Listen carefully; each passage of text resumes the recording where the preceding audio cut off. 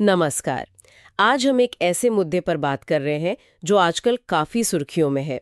Israel और Iran के बीच बढ़ता तनाव। हाँ, ये तनाव अब सिर्फ पश्चिमी एशिया तक सीमित नहीं रहा, बल्कि पूरी दुनिया की नज़र इस पर है। बिल्कुल। और हमारी आज की ये बातचीत ब्रेकिंग भारत पॉडकास्ट के कुछ विश्लेषणों पर आधारित है। तो कोशिश यही रहेगी कि हम समझें कि ये संघर्ष कहाँ से शुरू हुआ, दुनिया पर इसका क्या असर हो रहा है, और हाँ, भारत के लिए इसके क्या मायने हैं। तो चलिए इस पर थोड़ी गहराई से बात करते हैं। देखिए, इजराइल और ईरान की दुश्मनी ये कोई नई बात तो है नहीं। नहीं, बिल्कुल नहीं। पॉडकास्ट में भी यही बात सामने आती है। ईरान तो शुरू से ही इजराइल के अस्तित्व को नहीं मानता। और दूसरी तरफ इजराइल को ईरान का जो परमाणु कार्यक्रम है वो हमेशा से अपने लिए एक बड़ा खतरा लगता रहा है। हाँ, और हाल में जो ये मामला गरमाया है वो सीरिया में हुए हमले के बाद हुआ। हाँ, जब इजराइल ने कथित तौर पर ईरान समर्थित एक ठिकाने पर हवाई हमला किया। और उसके बाद जो बयानबाजी हुई वो देखने लायक थी। बिल्कुल दो अलग अलग बातें।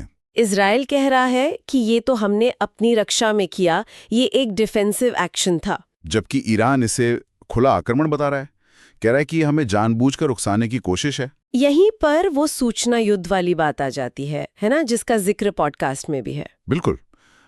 कैसे जानकारी को ही हथियार बनाया जा रहा है। इजराइल अपनी सैटेलाइट तस्वीरें, ड्रोन फुटेज जारी कर रहा है, और ईरान अपना पक्ष रखने के लिए ग्लोबल मीडिया का इस्तेमाल कर रहा है। दोनों अपने अपने नैरेटिव को मजबूत कर रहे हैं। सही। और ये सब हो रहा है मध्य पूर्व में, जहां देखिए स्थिति तो पहले से ही कितनी नाजुक है। हाँ, बहुत ज्यादा। पॉडकास्ट में सीरिया, लेबनान, गाजा इन सब जगहों पर चल रहे प्रॉक्सी संघर्षों का भी जिक्र है। हाँ, मतलब वो लड़ाइयां जहां बड़े देश सीधे आमने सामने नहीं आते, बल्कि अपने सहयोगी गुटों के जरिए लड़ते हैं। बिल्कुल। और इस तनाव के तार सिर्फ इन दो देशों तक ही सीमित नहीं है, ये मामला अब वैश्विक हो गया। हाँ, जैसा पॉडकास्ट में बताया गया है, अमेरिका खुलकर इजराइल के साथ खड़ा है। और रूस और चीन वो कहीं ना कहीं ईरान के रुख का समर्थन करते दिख रहे हैं। इसका असर अर्थव्यवस्था पर भी दिखने लगा है, खासकर तेल की कीमतों पर। वो बढ़ रही हैं। हाँ, और अगर हम इसे थोड़ी बड़ी तस्वीर में देखें तो भारत जैसे देशों के लिए ये स्थिति वाकई बहुत चुनौतीपूर्ण है। सही कहा, क्योंकि हमें तो दोनों ही पक्षों से रिश्ते बना के चलने होते हैं। बिल्कुल। और पॉडकास्ट का विश्लेषण इस बात पे जोर देता है कि अगर भगवान ना करे, लेकिन अगर ये टकराव एक पूरे युद्ध में बदल गया, जिसकी आशंका तो बनी हुई है, हाँ, तो इसका असर दुनिया के 100 से ज्यादा देशों पर पड़ेगा।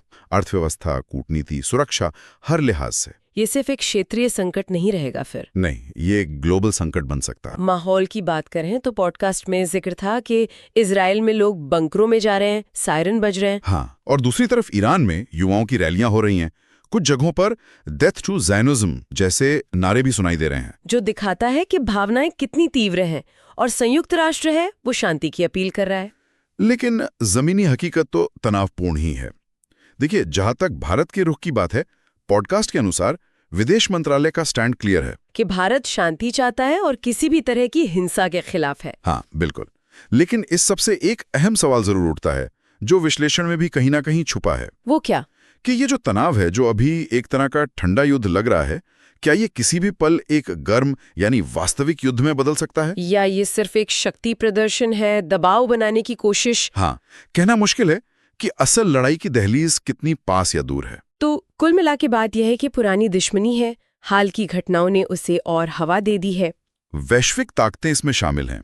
इसके आर्थिक और कूटनीतिक असर हो सकते हैं, खासकर भारत जैसे देशों के लिए जो संतुलन साधने की कोशिश कर रहे हैं। हाँ, ये सारी बातें हमें मिले विश्लेषण से समझ आती हैं। बिल्कुल। और जाते जाते एक सवाल शायद सोचने के लिए छोड़ा जा सकता है। पॉडकास्ट में सीधे तौर पे तो नहीं कहा गया, पर उसकी जटिलताओं को देखकर ये जहन में आता है कि ये जो गठबंधनों का, प्रॉक्सी गुटों का और बाकी क्षेत्रीय ताकतों का जाल है, ये इतना उलझा हुआ है, जैसा विश्लेषण में बताया भी गया है। हाँ, काफी जटिल है। तो इसमें किसी भी तरफ से जरूरी नहीं कि मुख्य देशियों, किसी छोटे प्लेयर से भी अगर कोई छोटी सी चूक हो जाए, कोई गलतफहमी हो जाए, तो वो अनजाने में एक बहुत बड़े टकराव की वजह बन सकती है। हाँ, क्या एक छोटी सी चिंगारी एक बड़ी आग